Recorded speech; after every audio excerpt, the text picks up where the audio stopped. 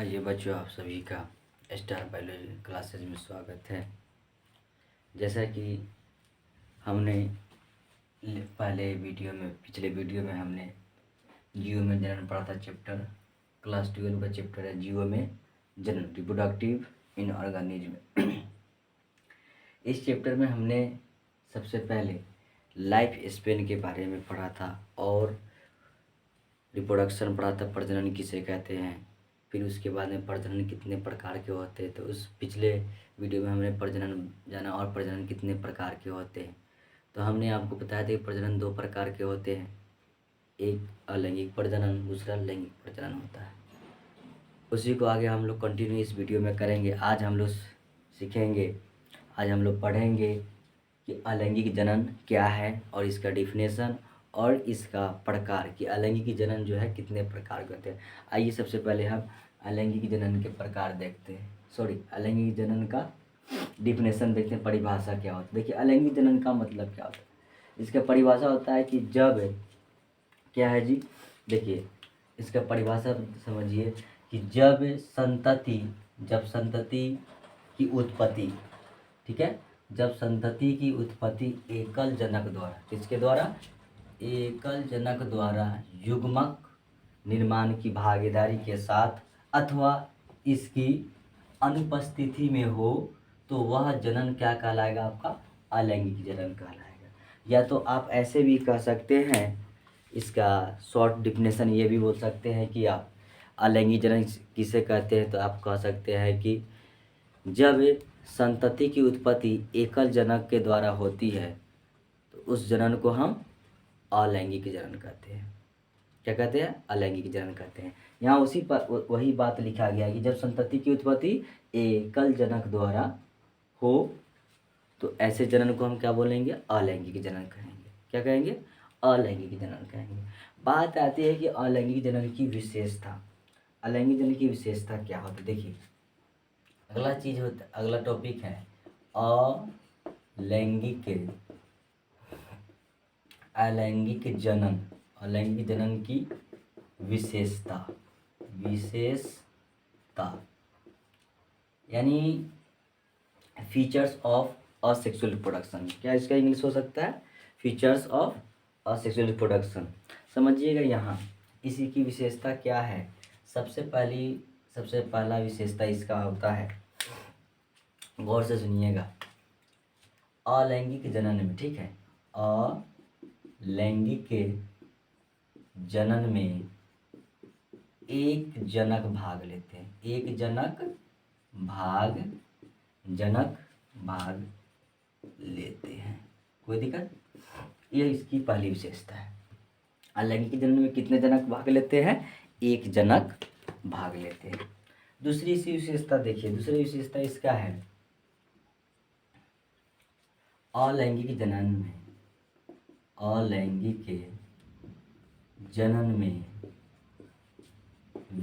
विभिन्नता या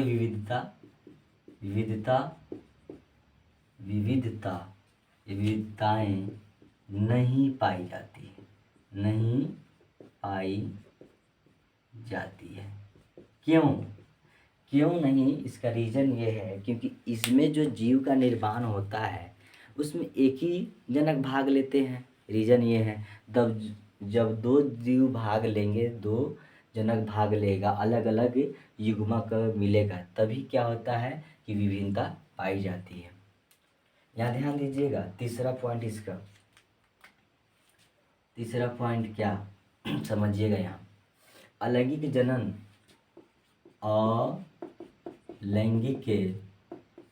जनन की प्रक्रिया, ठीक है, प्रक्रिया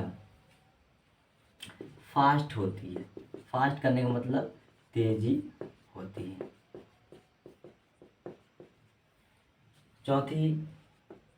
चौथा इसके विशेषता हो जाएगा, अलैंगिक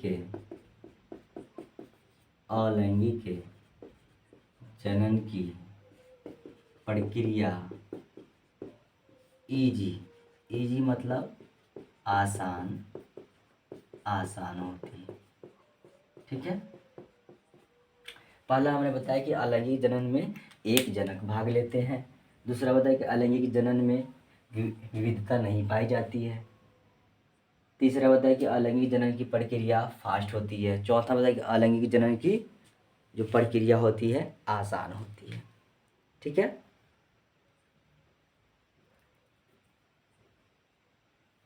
अब एक चीज़ इसका है कि अलैंगिक जनन में जो है ना, लास्ट इसका हम 5वां विशेषता देखेंगे। बस 5 विशेषता को हम देखेंगे। अलैंगिक जनन में अलैंगिक, ठीक है, अलैंगिक जनन में उत्पन्न, क्या जी बोले हम, उत्पन्न संतति जनक के समान होती है। जनक के समान होती है। कोई दिक्कत? ये 5 आपको जो है अलैंगिक जनन की विशेषता, ये 5 आपको ध्यान रखना है। और इसे यही 5 विशेषता होती है। पहला विशेषता क्या है? अलैंगिक जनन में एक जनक भाग लेते हैं। दूसरा है अलैंगिक जनन में विविधता नहीं पाई जाती है। तीसरा अलैंगिक जनन की प्रक्रिया फास्ट होती है। चौथा अलैंगिक जनन की प्रक्रिया आसान होती है। अलैंगिक जनन में उत्पन्न जो संतति है, संतति जनक के समान होती है। अब बात आती है, एक चीज़ है कि एनसीईआरटी में आप लोग को पढ़ना है और ये बोर्ड का भी क्वेश्चन है। बोर्ड का 2 नंबर का क्वेश्चन है, 2 नंबर पूछा जाता है। क्लोन, क्या है? क्लोन। ये बहुत फेवरेट क्वेश्चन बोर्ड का है, क्लोन। ठीक है। ये क्लोन होता क्या है? देखिए, ये जो क्लोन जो है अलैंगिक जनन में ही इसको पढ़ा जाता है। समझिएगा क्लोन क्या है। शॉर्ट बहुत अच्छा इसका डेफिनेशन है कि अलैंगिक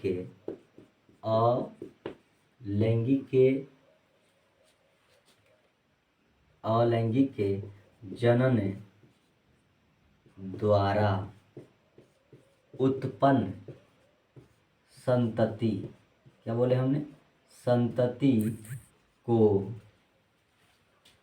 क्लोन कहा जाता है। ठीक है, क्लोन कहा जाता है। कोई दिक्कत? हमने क्या बोला कि अलैंगिक के जनन द्वारा उत्पन्न संतति को क्लोन कहा जाता है। जो आकारिकी, ठीक है, जो आकारिकी तथा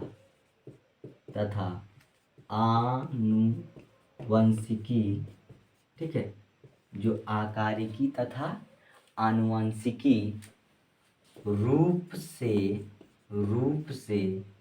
जनक, ठीक है, जनक के समान होती है। कोई दिक्कत? हमने क्या कहा कि क्लोन क्या है? तो क्लोन क्या है? अलैंगिक जनन द्वारा उत्पन्न संतति को क्लोन कहा जाता है, जो आनुवंशिकी तथा आकारिकी रूप से अपने जनक के समान होती है। ठीक है, इसे ही हम क्या कहेंगे? क्लोन कहेंगे। एक बार फिर से देख सकते हैं डिफिनेशन। अलैंगिक जनन द्वारा उत्पन्न संतति को क्लोन कहा जाता है, जो आकारिकी तथा आनुवंशिकी रूप से जनक के समान होती है। यानी हूबहू एकदम कॉपी होता है अपने जनक के समान।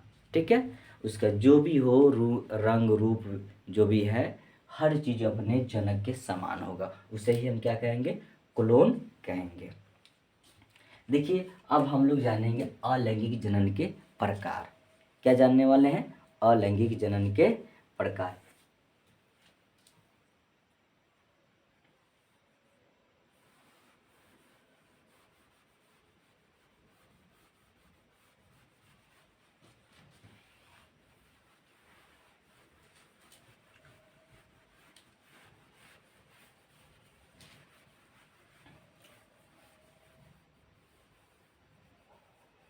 देखिए, अब हम लोग क्या समझेंगे? अलैंगिक जनन के प्रकार। देखिए, अलैंगिक जनन जो है, जिसको असेक्सुअल रिप्रोडक्शन बोलते हैं, के प्रकार। देखिए, असल में क्या है, एनसीईआरटी में हमको पढ़ना है, तो जो भी अलैंगिक जनन के अंतर्गत पढ़ना है, सबसे पहले हम लोग को क्या पढ़ना है? इसके आपको हम पहले लिखा देते हैं कि हमको क्या क्या पढ़ना है, एक एक करके हम लोग पढ़ेंगे और समझते चलेंगे। पहला है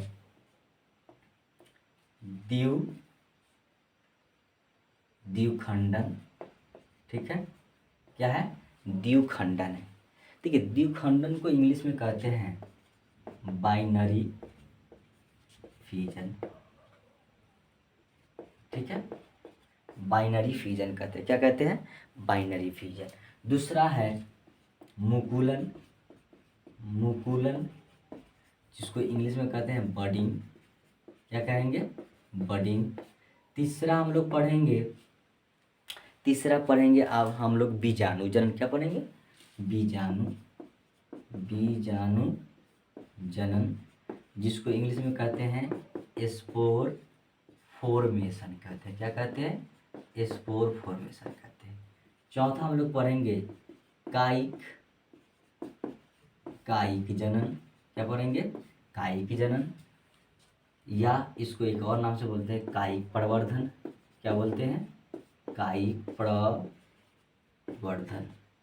इंग्लिश इसका हम लिख देते हैं, इंग्लिश में कहते हैं वेजिटेटिव प्रोपागेशन। कोई दिक्कत?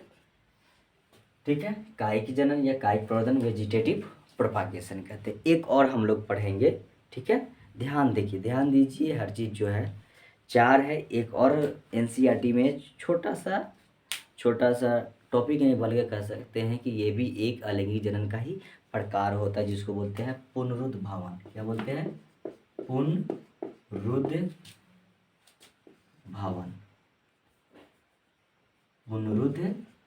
भवन कहते हैं। ठीक है, क्या कहते हैं? पुनरुद्ध भवन कहते हैं, जिसको बोलते हैं रीजेनरेशन। इसको भी हम लोग इसी में पढ़ेंगे। किसे पढ़ेंगे? अलैंगिक जनन में पढ़ेंगे। तो अलैंगिक जनन के प्रकार कितने हो गए? द्विखंडन, मुकुलन, बीजाणु जनन, कायिक जनन और पुनरुद्ध भवन। ये 5 हम लोग को पढ़ना है। एक एक करके हम लोग पढ़ेंगे, एक एक करके हम लोग इसको अच्छी तरह से समझेंगे। ठीक है, इस वीडियो में हम लोग इतना ही जानेंगे, और अगले वीडियो नेक्स्ट वीडियो में हम लोग पढ़ेंगे विखंडन पढ़ने से पहले पढ़ेंगे विखंडन पहले जानेंगे। उसके बाद विखंडन कितने प्रकार के होते हैं। देखो, 2 प्रकार के द्विखंडन होता है, एक बहुखंडन होता है। तो उस अगले वीडियो में हम विस्तृत रूप से इसके बारे में, विखंडन के बारे में समझेंगे।